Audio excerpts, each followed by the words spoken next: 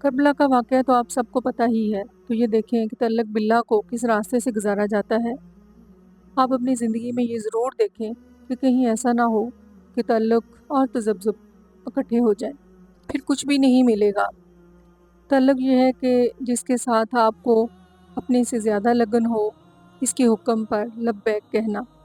اس تعلق والے شخص کی صرف یہی کنٹریبیوشن ہے، یعنی اس کا تعلق ایک انسان کے ساتھ ہے جو اللہ کی طرف اس کا وسیلہ ہے۔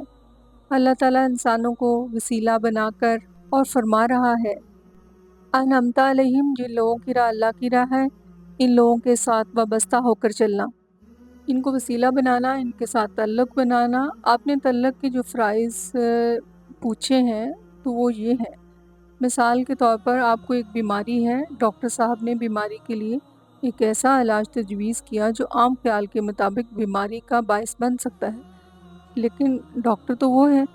اب کیا کیا جائے؟ ڈاکٹر کا تعلق بیماری سے ہے، لہٰذا وہ دوائی کھاؤ۔ دقت وہاں ہوتی ہے جب آپ کتاب سے کچھ شریعت پڑھ لیتے ہیں اور تعلق پیر صاحب سے بنا لیا۔ اس نے آپ کو ایک بات بتائی ہے جو آپ نے ابھی کتاب سے نہیں پڑھی۔ آپ کہیں گے کہ جو بات آپ کہہ رہے ہیں میرے خیال میں قرآن کے علاوہ ہے، تو آپ پیر صاحب کو بھی نصیحت کریں گے، نتیجہ یہ ہوگا کہ وہ تعلق آپ کو نہیں ملے گا۔ تو راز کیا ہوا؟ اس سے اللہ کے لیے تعلق بناؤ۔ مولانا روم رحمۃ اللہ علیہ کہتے ہیں، جس کا مفہوم ہے اور یہ کہ پیر کامل صورت ذل علیہ، تو یہ بات مولانا روم رحمۃ اللہ علیہ کہہ رہے ہیں۔ تو اللہ کی راہ میں جس سے تعلق ہے، اس کے احکام کی اتنی اہمیت ہے جیسے کہ وہاں سے ہوں۔ اللہ تعالیٰ کی بات اللہ جانے اور حضور پاک صلی اللہ علیہ وآلہ وسلم کی بات آپ لوگوں کے لیے کتنی اہم ہے۔ آپ کہیں گے کہ اتنی ہی اہم ہے تو آپ فرق بیان نہیں کر سکتے، تو جہاں آپ کے ذہن میں فرق آ گیا وہاں آپ کا ایمان ختم۔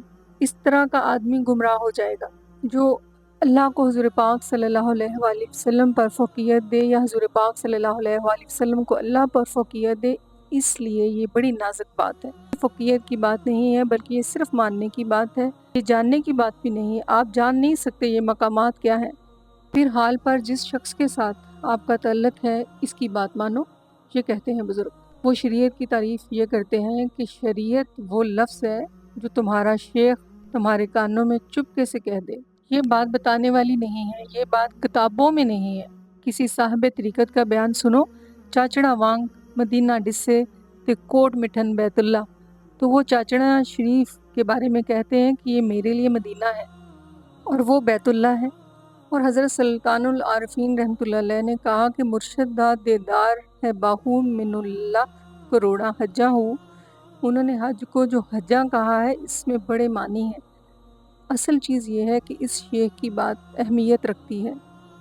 تو خواجہ غلام فرید رحمۃ اللہ علیہ نے کہا، میرا عشق بھی تو، ایمان بھی تو، میرا اللہ بھی تو ہے اور دین بھی تو ہے۔ تو وہ شیخ جو بات کہے گا وہ پوری ہوگی۔ تعلق کا مطلب یہ ہے اس سے ملنے سے، اس کے ساتھ سفر کرنے سے، اس کی بات سننے کے لیے اس سے پہلے کا علم ترک کر دو۔